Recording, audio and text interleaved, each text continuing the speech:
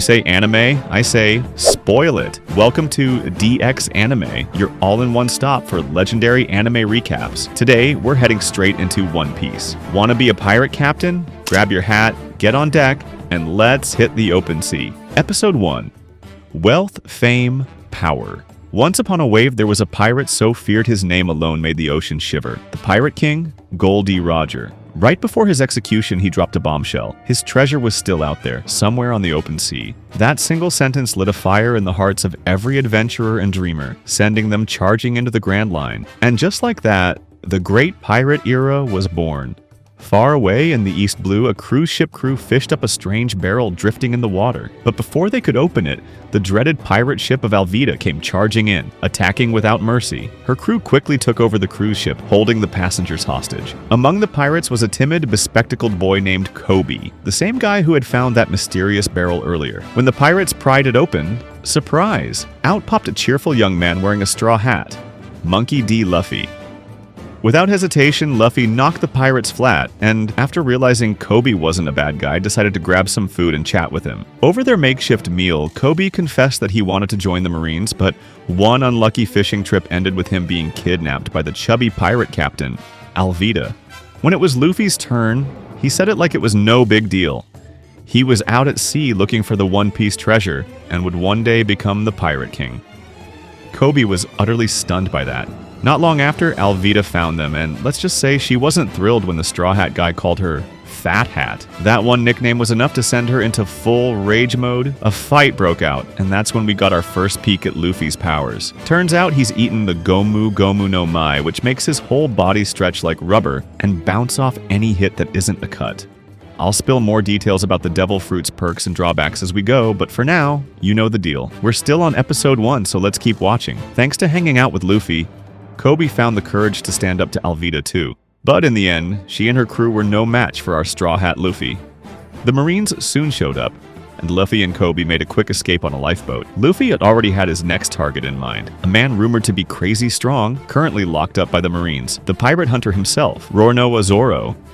Episode 2. The duo arrived at the Marine base where Zoro was being held. According to local gossip, Zoro was a bloodthirsty beast who lived for bounty hunting and chopped down anyone in his path. At the execution grounds, Luffy and Koby saw a little girl trying to deliver some homemade rice balls to him. But before she could get close, Helmeppo, the spoiled son of Captain Morgan, appeared, tossed her food to the ground, and ordered a soldier to throw her out.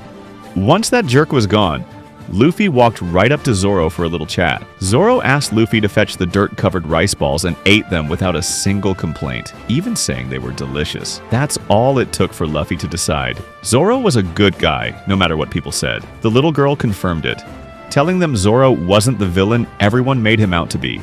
He had turned himself into Helmeppo to protect the townsfolk after a fight in a restaurant, making a deal that if he survived 1 month in custody, he'd be set free. It had been 3 weeks already, but that snake Helmeppo decided to have Zoro executed the next day. When Luffy heard this, he stormed off, punched Helmeppo square in the face, and declared that Zoro would be his very first crewmate. Marching straight back to the execution grounds, Luffy started his recruitment pitch. Join my crew, man. Being a pirate is fun. Except, well, like it wasn't exactly an offer. He just decided Zoro was coming. No takebacks. Step 1. Get Zoro's swords. Step 2. Crewmate status unlocked.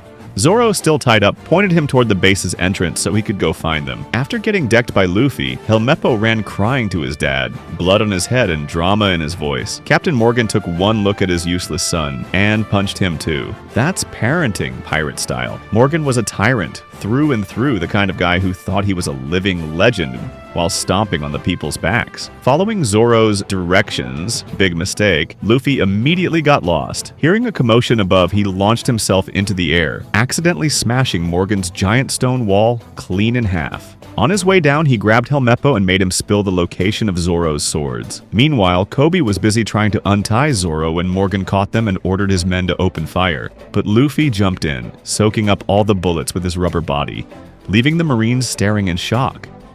Episode 3. Luffy found 3 swords but had no clue which one was Zoro's, so he brought them all. Zoro uses all 3 at once. Turns out, he's a 3-sword style master. Together, Luffy, Zoro, and Koby flattened Morgan and his son like it was nothing. The guy had the attitude of a villain but the strength of a damp sponge. The Marines cheered. finally free from his tyranny. While the chaos raged outside, a mysterious girl slipped into Morgan's office and nabbed a map to the Grand Line, property of none other than Captain Buggy. The townsfolk threw Luffy's crew a thank you feast, but Zoro was already questioning his life choices. His captain? No plan, no real ship, no crew. Just him and the Straw Hat guy. Zoro was like, well, guess my fate's sealed now. Luffy, on the other hand, was all confidence. They were heading straight for the Grand Line, the ocean that crosses the Red Line, and the final resting place of the Pirate King's treasure, the One Piece. Before leaving, Luffy helped Koby join the Marines, in his own weird way, by punching him in the face so nobody would think they were friends. And so, under the cheers of both the townsfolk and the Marines, Luffy and Zoro set sail in their tiny rowboat, chasing their dreams of becoming the Pirate King and the world's greatest swordsman. Episode 4. That mystery girl? Her name's Nami, a pro at stealing from pirates. With brains and charm, she tricked 3 of Buggy's dim-witted crew members into handing over both their loot and their ship. Oh, and she's a human weather radar with map-making skills that would make any sailor jealous. Meanwhile, Luffy and Zoro were still drifting in their little boat somewhere in the same waters. When Luffy asked about his past, Zoro explained he'd gone to sea looking for someone, but got lost and started hunting pirates to make money, earning him the nickname Pirate Hunter. As for Luffy and his beloved Straw Hat, the story goes back years ago. In his hometown, Windmill Village, the red-haired pirates, led by Shanks, once dropped anchor. Little Luffy adored them, and the whole crew treated him like their favorite kid brother. One day in a tavern, a gang of bandits barged in looking for trouble. No matter how much their leader insulted and provoked him, Shanks just laughed it off, drinking and joking with his crew. But Luffy? He was fuming on their behalf. To blow off steam, the kid grabbed something to eat, except it turned out to be Gomu Gomu no Mi, devil fruit, that Shanks' crew had been keeping safe. And just like that, Luffy became a rubber man, cursed never to swim again. Fueled by anger, Luffy went to find the bandits to demand an apology for mocking the red-haired crew. Instead, they beat him up, and just when their leader was about to finish him off, Shanks and his men showed up. Shanks made it clear, nobody lays a hand on his friends. The red-haired pirates mopped the floor with the bandits in seconds, but the leader grabbed Luffy and tried to escape by sea, only to be swallowed whole by a giant sea king. The monster then turned on Luffy, but Shanks arrived just in time. With nothing but a glare or maybe some mysterious power, Shanks scared the beast away.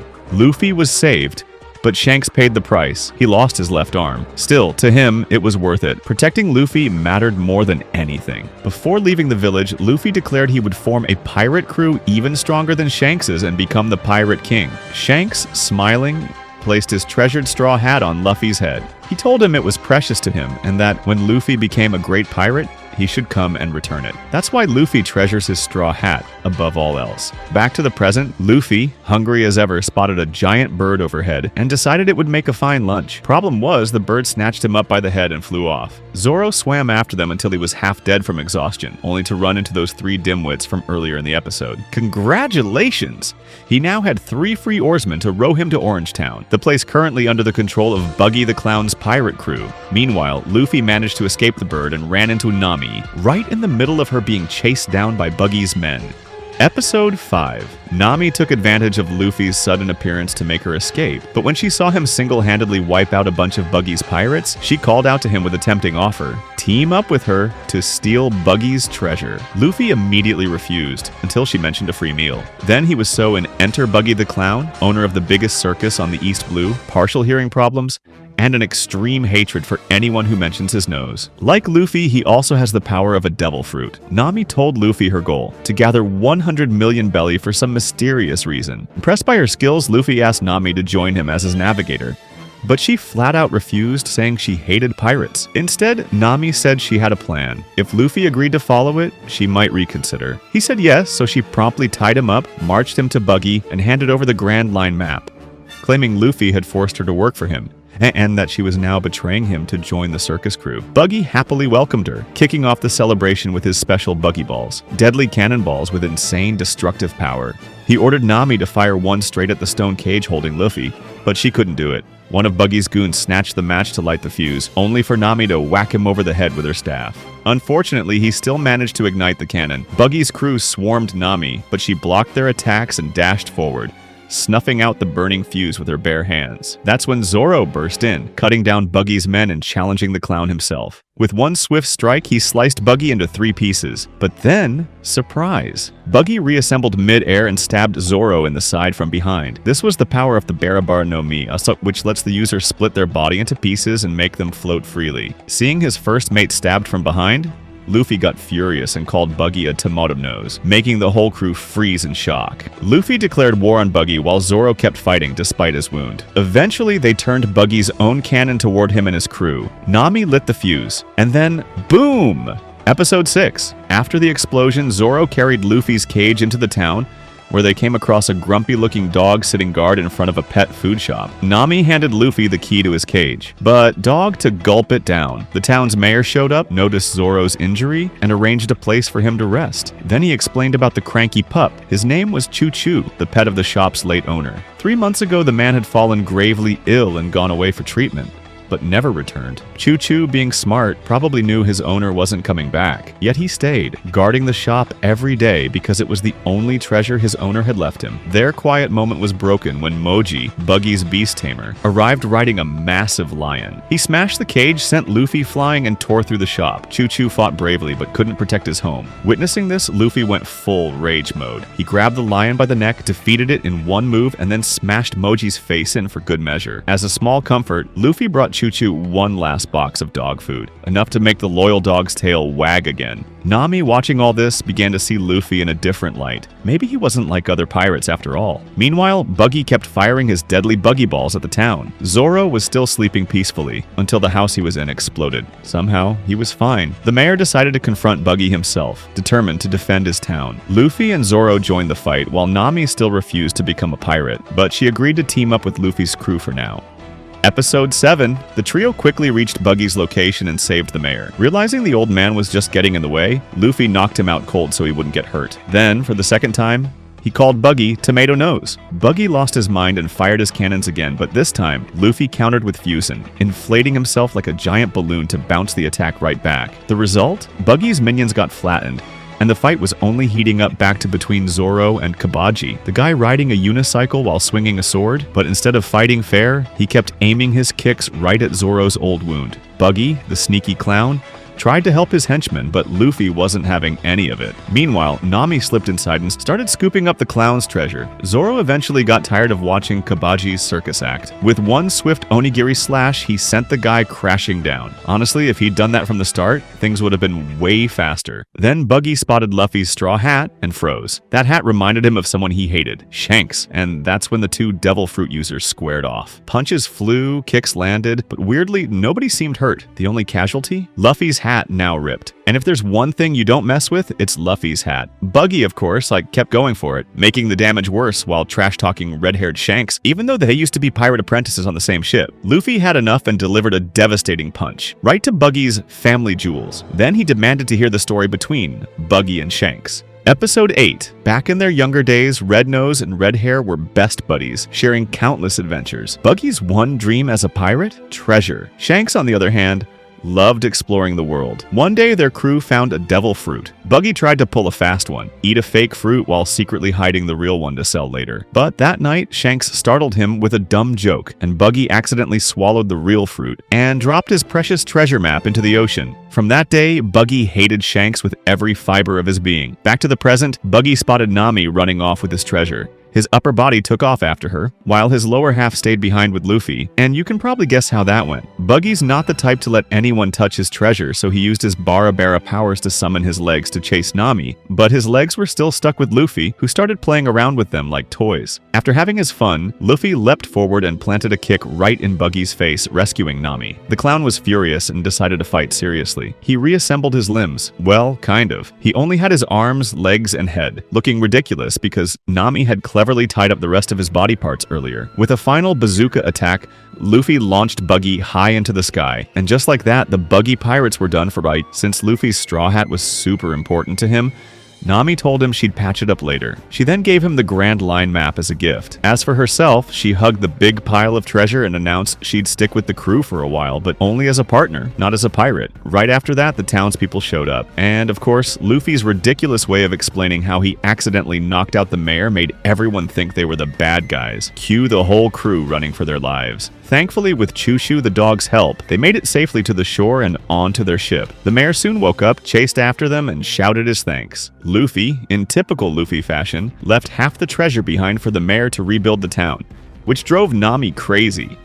Episode 9 takes us to the peaceful Syrup Village, where every morning a long-nosed guy runs around yelling, "Pirates are attacking! Pirates are attacking!" But it's all just lies to prank the villagers. His name is Usopp, a self-proclaimed captain, with 3 little followers, probably around 6 or 7 years old. One of the kids ran up asking if there really was a pirate ship heading for the village this time. Turns out there was, and it belonged to Luffy's crew. Usopp put on a whole act, claiming he was the captain of 80 million men protecting the village. Yeah, no one's buying that. Well, no one except Luffy, who believed it for a hot second. After Usopp's bluff got exposed, he nearly had a heart attack when Luffy suddenly mimicked one of Shanks' famous lines. That's when Luffy revealed he knew exactly who Usopp was, the son of Yasopp, sharpshooter of the red-haired pirates. The group headed to a restaurant where Luffy explained he recognized Usopp immediately because he looked exactly like his father. Yasopp used to tell Luffy all kinds of stories about him. Nami, ever the opportunist, asked Usopp to help her find some supplies, or better yet, a ship. Up on the hill stood a fancy mansion. Surely the people living there could help, but the moment Luffy's crew mentioned it, Longnose immediately told them they weren't allowed to go, then bolted out of the restaurant like smoke in the wind. The mansion's owner was a frail young girl named Kaya. Butler was a man named Kurohadol. Kaya loved listening to Usopp's stories, even though she knew they were pure fiction. Kurohadol, however, couldn't stand the idea of her hanging around with someone who lied all the time. That day, Usopp snuck into the mansion again to tell her more of his made-up adventures. Strangely enough, Kaya always felt cheerful and energized whenever she heard his tales. Meanwhile, Luffy's group was led to the mansion by Usopp's 3 little followers. They explained that their captain was here to lie, but not in the usual way. His lies, they said, were the kind that healed hearts. In short, Longnose might be a liar, but he was a good guy. Luffy, being Luffy, decided just to barge right in and ask for a big ship. The rest tried to stop him, but ended up chasing after him straight into the mansion. There they ran into Kurohadol, while down in the village, a mysterious stranger appeared.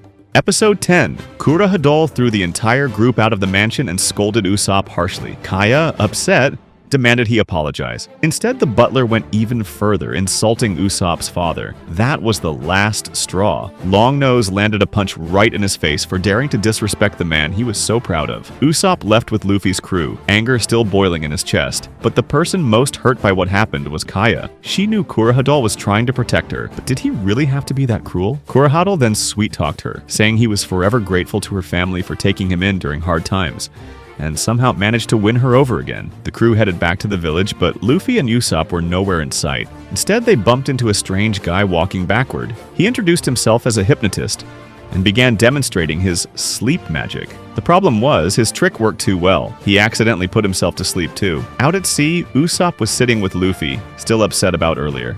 Luffy reassured him that no matter what anyone said, Yasopp was still an amazing pirate, and Usopp had every right to be proud of his father. While they were talking, the two spotted the butler secretly meeting the hypnotist, whose name was Django. They overheard a chilling conversation.